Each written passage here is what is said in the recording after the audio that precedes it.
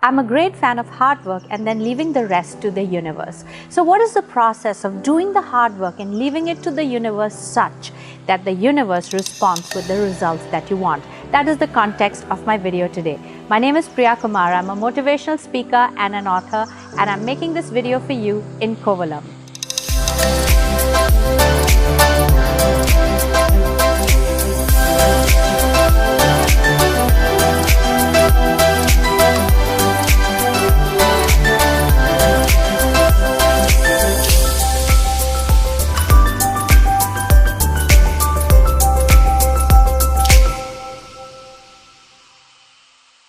I love this phrase, the universe has your back.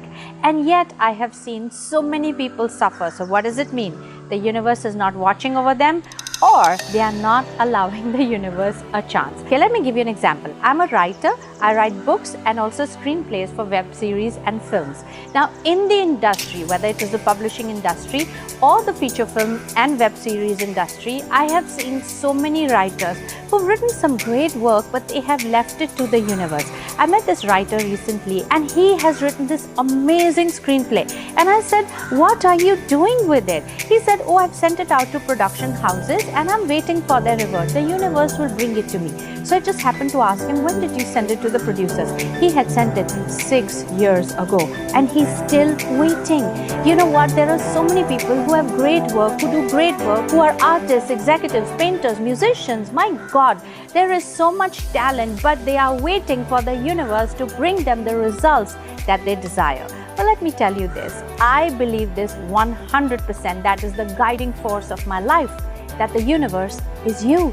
The universe is me. What happens to me is by my choices and the action that I take in the direction of those choices. It's not just the choices I make, it's the actions also in alignment in that direction that will bring the results. I don't think the universe is that idle-minded or stands for idle-mindedness where you do the work once and now you wait and the result will come. The universe rewards those who even work hardest when they wait. Sure, it's a great ideology that I surrender. I live in this zone of surrender. I do the work and then I surrender it to the universe. Well, the universe does not need you to surrender. It needs you to conquer. It needs you in action. It needs you productive. It needs you contributing. It needs you going out there and making a difference. And if you have something great on your side, then even so with more responsibility. Now consider this. This gentleman who wrote this amazing screenplay sent it to producers and directors 6 years ago. You say he has such amazing talent and nobody is responding. Well, could it be 6 years ago the market was bad, or the producer went bankrupt, or a producer already had too much work on his hands, or could it be that the producer had lost money in 6 new projects? Look, while the project could be right for them, while the project could be worthy for them, it could be they're not ready for the project right now. And could it be as time goes by, people forget, hey, you've forgotten your dreams over time, you've forgotten your priorities over time, and you expect the producer who you had sent the script 6 years ago should remember you? Come on, that's too steep an expectation. Chalo, if you sent that away to them, keep producing, keep writing, keep going on, that one day when that producer wakes up and says, hey, this guy had sent me a script and he looks you up, or he now contacts you, you've already made 7 films, you've already written 30 screenplays, and guess what? Now your value in his eyes, your value for that same project 7 years ago is going to be higher than your own imagination. Who would get a better deal? You, the guy who works and produces while he waits, or the guy who surrenders and waits for 6 years for somebody to wake up and to remember him? That's too steep an expectation from the universe.